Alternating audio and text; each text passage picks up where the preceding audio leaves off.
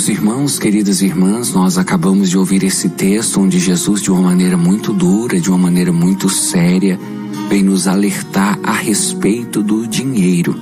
E eu gostaria particularmente aqui nessa reflexão de trazer para você uma informação a respeito de um único versículo, o versículo 13. Veja você como é fácil até de guardar, de memorizar o versículo de hoje. Lucas 16, 13. Lucas 16, 13. Olha o que diz esse versículo. Vós não podeis servir a Deus e ao dinheiro. Esse é o versículo do Evangelho de hoje que nós acabamos de proclamar. Por que eu gostaria de refletir com você sobre esse versículo e trazer para você informações a respeito dele? Porque, como nós sabemos, já disse isso inúmeras vezes e não posso me cansar de repetir. A Bíblia que nós temos, sobretudo o Novo Testamento, foi escrito em outro idioma. Qual é o idioma do Novo Testamento, padre? É o grego. Se você quiser conhecer o texto original em que o Novo Testamento foi escrito, você precisa conhecer o grego. Esse texto que nós temos é uma tradução do original em grego. E quando você vai pegar Lucas 16, 13, no grego, o texto está diferente. O texto não é esse mesmo que a liturgia da palavra nos traz.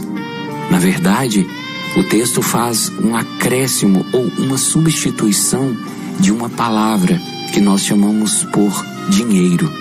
No original, o texto em grego diz assim: vós não podeis servir a Deus e a Mamon.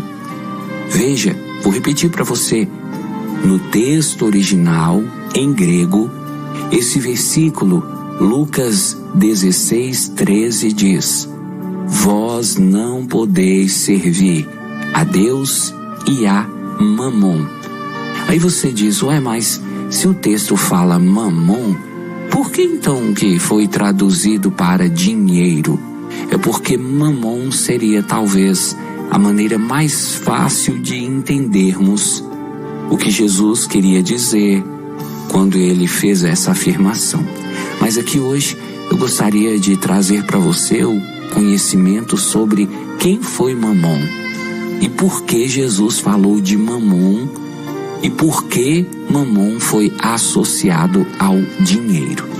Primeiro, nós vamos conversar sobre um padre que viveu no século XVI, um padre jesuíta.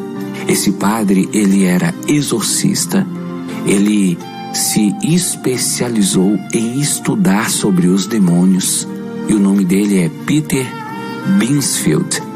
Ele foi um padre jesuíta que viveu na Alemanha entre os anos 1545 e 1598. Veja, ele viveu 53 anos.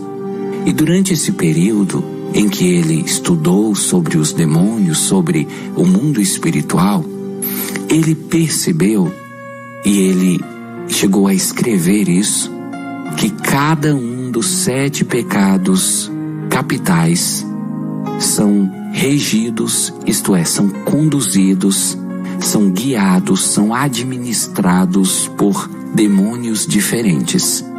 Presta atenção. Esse padre, Peter Binsfeld, que era exorcista, chegou à conclusão que para cada pecado capital existe um demônio responsável. Esse demônio responsável é o que faz com que esse pecado surja e se desenvolva na nossa vida. Então, vamos aqui falar dos pecados capitais. Quais são? Luxúria, e aqui nós lembramos, luxúria não é o pecado de ter luxo, de ter coisas caras. Luxúria é o pecado sexual. A pessoa que está levando uma vida desregrada na sua sexualidade comete o pecado da luxúria, que não tem nada a ver com luxo, com riqueza. O segundo pecado, a gula. O terceiro, a ganância. O quarto, a preguiça. O quinto, a ira. O sexto, a inveja. E o sétimo, o orgulho. Então esse Padre Peter, chegou à seguinte conclusão: a luxúria, o pecado capital da luxúria, é governado por um demônio chamado Asmodeus. Você já deve ter ouvido falar nesse nome, sobretudo você que estuda teologia, você que gosta de procurar, seja na internet, seja nos livros, informações sobre assuntos da espiritualidade. Então, fique você sabendo. O demônio responsável pelo pecado da luxúria, da sexualidade, da depravação, ele se chama Asmodeus. O demônio responsável pela gula, fazer a pessoa comer demais e não conseguir nem parar de comer, é o demônio chamado Beelzebu. O demônio responsável pela preguiça é o demônio chamado Belfagor. O demônio responsável pela ira, fazer a pessoa brigar, xingar todo mundo, é o demônio chamado Azazel. O demônio responsável pela inveja é o demônio chamado Leviatã. E o demônio responsável pelo orgulho é o próprio Lúcifer. Lúcifer é o pai do orgulho. Aí você diz: ué, padre, mas ficou faltando um. Ficou mesmo. A ganância. Sabe qual é o demônio responsável pela ganância? É um demônio chamado Mamon. Agora você está entendendo por que Jesus, lá em Lucas 16:13, utilizou o nome Mamon? Porque Mamon é o demônio responsável pela ganância. Quanto mais gananciosa uma pessoa é, mais essa pessoa sofre a influência de Mamon, que é um demônio que tem a especialidade, ele tem o objetivo de gerar nas pessoas o desejo pelo dinheiro, pelos bens materiais, a ponto até, se precisar, de matar alguém, ou a ponto até de entregar sua própria vida, sua própria alma, em troca do dinheiro e das coisas materiais. O nome do demônio, Mamon. Esse padre, o Padre Peter, ele não se contentou em descobrir o nome de cada demônio responsável pelos pecados capitais. Ele decidiu estudar sobre cada um deles. E olha o que ele descobriu sobre o demônio chamado Mamon. Ele descobriu que Mamon é um termo que está na Bíblia e foi utilizado para descrever a riqueza material, a cobiça, personificada em um espírito. A palavra Mamon significa dinheiro. É o Deus do dinheiro. É o responsável pelo pecado da ganância ou da avareza. E o Padre Peter também descobriu que o Mamon é a representação do anticristo, é o devorador das almas, é um dos 7 príncipes do inferno. Na tradição, o Mamon, ele é representado como um homem nobre, um homem muito fino, de roupas muito bonitas, mas com o rosto deformado. E ele carrega nas suas costas um grande saco com moedas de ouro. Então ele oferece essas moedas de ouro para as pessoas em troca das almas das pessoas. E aí você começa a perceber qual é o grande objetivo de Mamon: fazer com que as pessoas vendam a sua alma em troca do dinheiro. Aí você diz: ô padre, mas isso é muito sério, né? Será que todas as pessoas que estão com ganância são pessoas que venderam a sua alma?